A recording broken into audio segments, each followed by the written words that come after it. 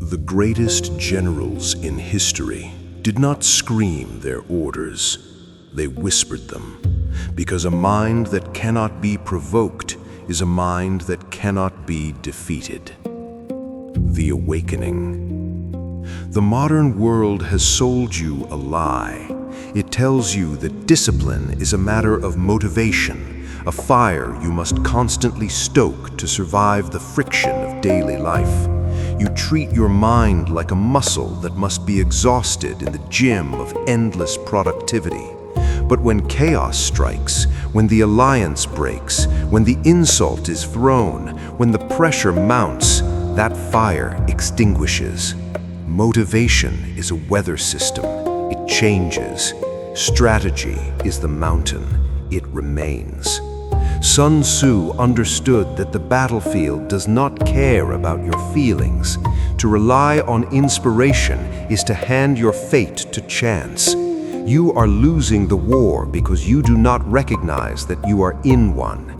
Every day, the world tests your perimeter, probing for a reaction, waiting for you to break formation.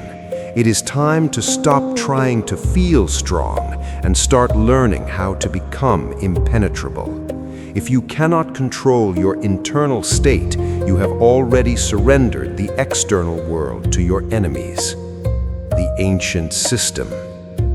In the ancient texts of Chinese strategy, the highest echelon of power is not the warrior who swings the sword with fury, but the general who watches the slaughter without blinking. Sun Tzu observed that those who are easily angered are easily manipulated. Anger is a predictable algorithm. Anxiety is a crack in your armor. When you react emotionally, you broadcast your position, your weaknesses, and your intentions to everyone around you. The ancient system requires you to become the immovable general. It demands absolute emotional detachment, treating every setback, insult, and failure as mere data on a tactical map. You do not absorb the blow, you analyze its trajectory. This level of discipline is terrifying to the uninitiated because it resembles coldness, but it is not the absence of emotion, it is the absolute subjugation of emotion to the iron will of strategy. The immovable general acts only when victory is assured by calculation, never by impulse. But understanding this concept is meaningless if your mind remains a hostage to modern distractions. To apply this ancient system, you must first confront the daily psychological warfare waged against you. The internal war. The war you are fighting is not against your circumstances, it is against your own psychology.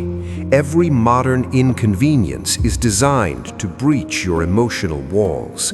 A delayed email, a disrespectful comment, a market fluctuation. These are not existential threats, yet your mind reacts as if the enemy is at the gates. This is where the true battle is lost. Every time you allow a minor irritation to trigger a major emotional response, you are leaking energy. You are surrendering your most valuable resource, your focus, to forces that do not care about your survival. Sun Tzu wrote that if the enemy leaves a door open, you must rush in. Your reactivity is that open door. It allows the world to dictate your mood, your actions, and ultimately your destiny. If an adversary knows what angers you, they know how to control you. If they know what scares you, they know how to paralyze you. The immovable general understands that to survive the external war, he must first brutally conquer the internal one. There can be no peace treaties negotiated with your own hesitation. The one path. To stop the bleeding, you must adopt a framework of governance that is uncompromising. In ancient China, the philosophy of legalism proposed that order could only be maintained through strict laws and severe consequences, not through moral persuasion or good intentions. You must apply this ruthlessness to yourself. You cannot rely on your future self to feel like executing the plan. The plan must become the law. The immovable general does not wake up and ask his troops if they are motivated to march. The march is dictated by the strategy, and the strategy is absolute. This means severing the link between how you feel and what you do. If you have decreed that you will work in silence for 3 hours, the presence of anxiety or the absence of motivation is entirely irrelevant. The law has been set. The execution is mandatory. When you stop negotiating with your internal resistance, the noise in your mind begins to quiet down. The enemy realizes that the gates will not open, no matter how hard they pound. Practice without gaps. Building this fortress mind requires a daily mechanics of silence. It is a practice of creating space, a deliberate gap between the stimulus of the world and your response to it.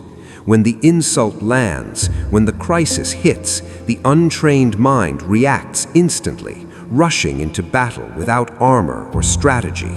The silent general does the opposite. He pauses. In that pause, the fire of emotion is starved of oxygen. Neuroscience tells us that the initial chemical surge of an emotional reaction lasts roughly 90 seconds. If you can hold the line for 90 seconds, you reclaim your strategic authority. You observe the chaos instead of becoming it. This is the practice of Wu Wei, or non-action, applied as a military defense.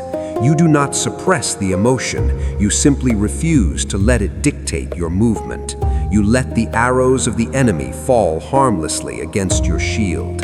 By mastering this daily microscopic discipline, you forge a mind that is terrifyingly still, a mind that views chaos not as a threat, but as an environment to be manipulated. Pre-solutions. Sun Tzu taught that victorious warriors win first and then go to war, while defeated warriors go to war first and then seek to win. If you are trying to find discipline in the middle of a crisis, you have already lost. The mind of the immovable general is built entirely on pre-solutions. This means deciding exactly how you will react to adversity long before the adversity arrives. You do not wait to see how tired you feel tomorrow morning before deciding to execute your plan. The decision was already made in the temple. When a client betrays you, when a project collapses, when a relationship fractures, you do not improvise your emotional response. You deploy a pre-written strategy of silence and analysis.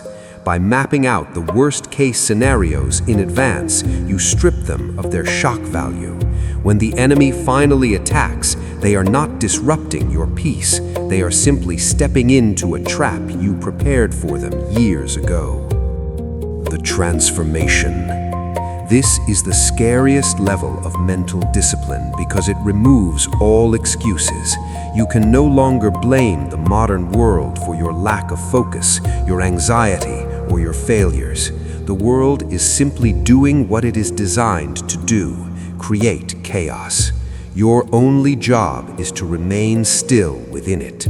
As you implement the ancient system, a profound transformation occurs. People will notice that you no longer rush to defend yourself against petty insults. They will see that you no longer panic when the plan derails. They may call you cold, detached, or intimidating. Let them. Their perception is just another piece of data.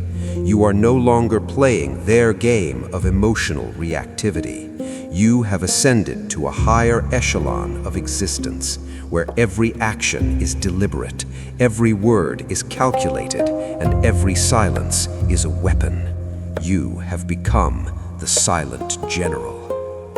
Subscribe to War and Stillness for more lessons from the art of war and the path of strategic self-mastery.